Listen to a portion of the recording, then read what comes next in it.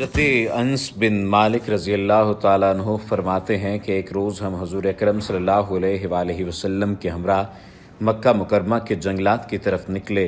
हम तहामा पहाड़ों के एक पहाड़ पर बैठे थे कि एक बूढ़ा शख्स नमूदार हुआ जो अपनी लाठी के सहारे चल रहा था। उसने हुज़ूर अकरम सल्लल्लाहु अलैहि वसल्लम को सलाम किया। आपने सलाम का जवाब दिया और फरमाया, ये बूढ़ा अपनी चाल और आवाज़ से जिन मालूम होता है। फिर आपने उससे दरियाफ़्त किया, तो कौन है? उसने अर्ज़ किया, हुजूर मैं जिन हूँ, मेरा नाम हामा बिन हैम बिन लाक़ीस बिन इब्लीस है। हुजूर अकरम सल्लल्लाहु अलैहि वसल्लम ने फरमाया कि मैं तेरे और शैतान के दरमियान सिर्फ 2 पुश्तों का फ़ासला देख रहा हूँ, तेरी उम्र कितनी है?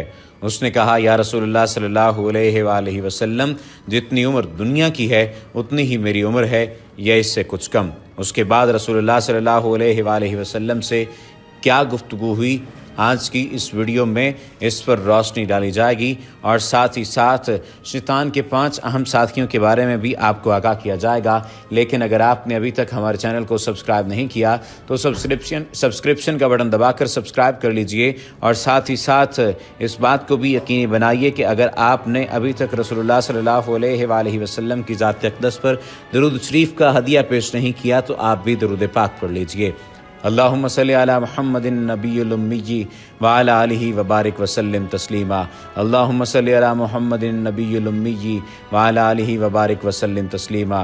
अल्लाहुम्मा सल्ली वसल्लिम अलन नबिय्यित ताहिर।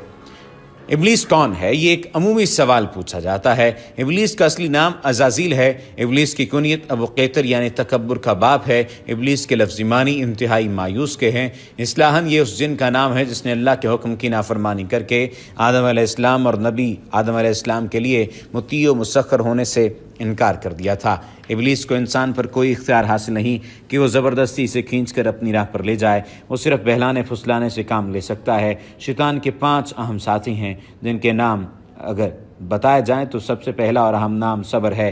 इसके इख्तियार में मुसीबतों का कारोबार है जिसमें लोग हाय वावेला करते हैं और गिरेबान फाड़ते और मुंह पर तमाचे मारते हैं और जाहिलियत के नारे लगाते हैं। दूसरा इसका साथी अऊर है। ये लोगों को बदी का मुर्तकिब करता है और इसे इन पर अच्छा और पसंदीदा करके दिखाता है। तीसरा शख्स मसूत है। शख्स से मुराद तीसरा शैतान जो इसका साथी है, अहम साथी है, वो मसूत है। ये कज़्ब और दरोग पर मामूर है जिसे लोग कान लगाकर सुने। ये इंसानों की शक्ल में आकर इनसे मिलता है और इन्हें फसाद बर्पा करने की झूठी खबरें सुनाता है। चौथा शैतान का साथी दासम है। ये आदमी के साथ घर में दाखिल होता है और घर वालों के ऐब दिखाता है और इन पर गज़ब करता है। पांचवा साथी ज़कन्यूर है। ये बाज़ारों का मुख्तार है। बाज़ारों में आकर ये किस्म किस्म की बदी और बददियानती के झंडे गाड़ता है। इन मालूमात का माखज़ बहुत सारे लोग पूछेंगे कि ये मालूमात आपने कहाँ से ली हैं, या बहुत सारे लोग पूछेंगे कि आप किस तरह से इन बातों का दावा कर सकते हैं। तो इन मालूमात का माखज़ हज़रत सैयदना शेख अब्दुल क़ादिर जिलानी अल गिलानी रहमतुल्लाह तआला अलैह की तसनीफ़ लतीफ़ गनियतुत तालिबीन है। अब अगर ज़िक्र किया जाए उस मुलाकात का और उस मुलाकात की गुफ्तगू का ज़िक्र करते हुए उसके बाद जो शैतानी वसवसे हैं, क्यों आते हैं, किस तरह से इनसे बचा जाता है, उस पर रोशनी डालेंगे।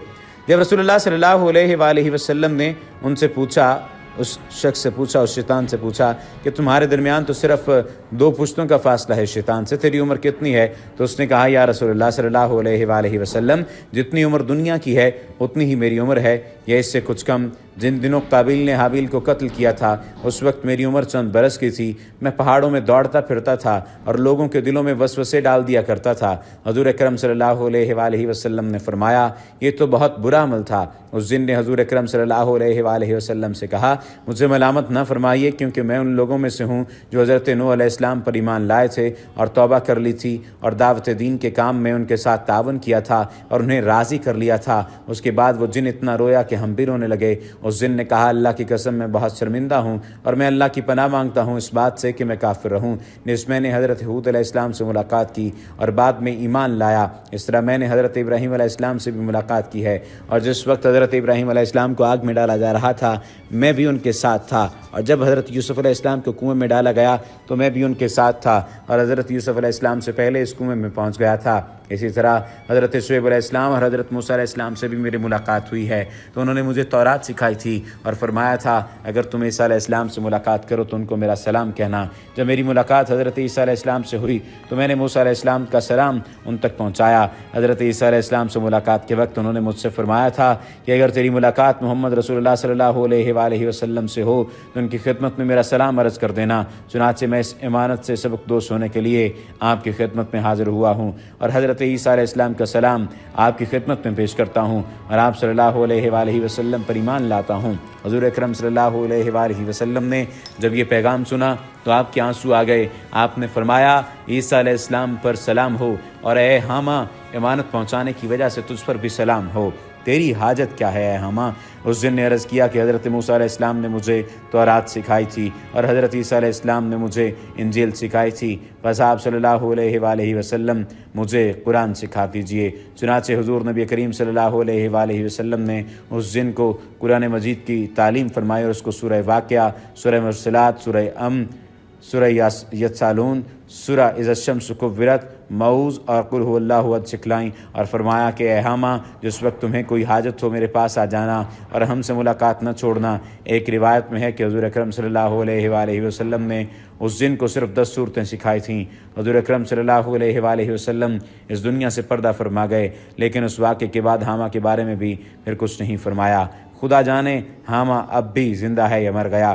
یہ حیات الحیوان میں کتاب میں درج ہے اور حیات الحیوان سے اسے ماخذ کیا گیا ہے۔ اس کا ماخوذ یعنی اس پورے واقعے کا جو ماخذ ہے یہ حیات الحیوان نامی کتاب سے ماخذ ہے اور 521 اور 522 نمبر صفحے پر یہ تمام تر واقعہ درج ہے۔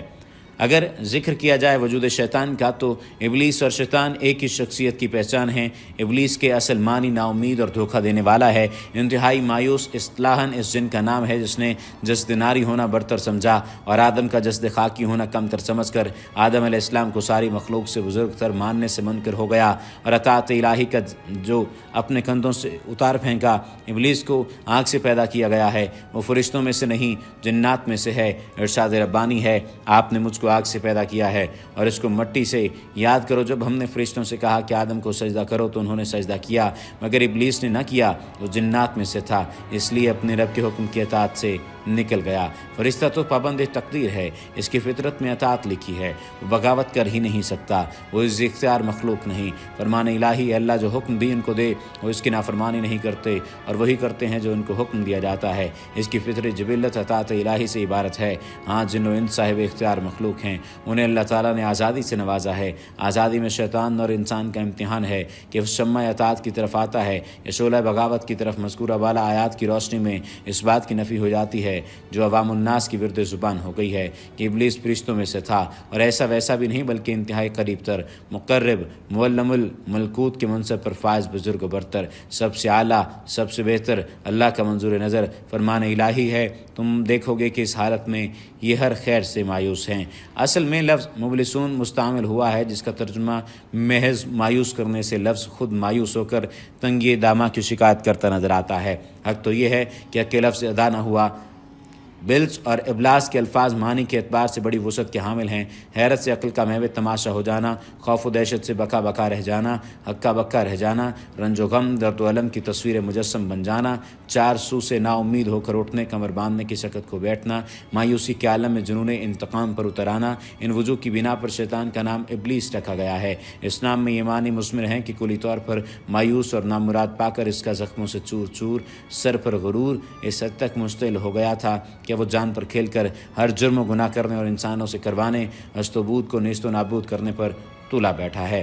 شیطان کی وجہ تسمیہ سے متعلق عمومی طور پر دو رائے ہیں۔ شتی اس کا ماخذ ہے جس کے معنی دور ہونے کے ہیں، چونکہ وہ خیر سے دور ہوتا ہے اس لیے اسے شیطان کہتے ہیں۔ یہ شیط سے ماخوذ ہے جس کے معنی جلنے کے ہیں، چونکہ اس کا تخلیقی مادہ آگ ہے اور کاتب تقدیر نے اس کی قسمت میں آگ لکھی ہے اس لیے اس کو شیطان کہا گیا۔ امام احمد اور نسائی حضرت ابو ذر سے روایت نقل کرتے ہیں کہ میں نبی اکرم صلی اللہ علیہ وآلہ وسلم کی خدمت میں حاضر ہوا۔ آپ صلی اللہ علیہ وآلہ وسلم مسجد میں تشریف فرما تھے۔ فرمایا ابو ذر تم نے نماز پڑھی؟ میں نے عرض کیا نہیں پڑھی۔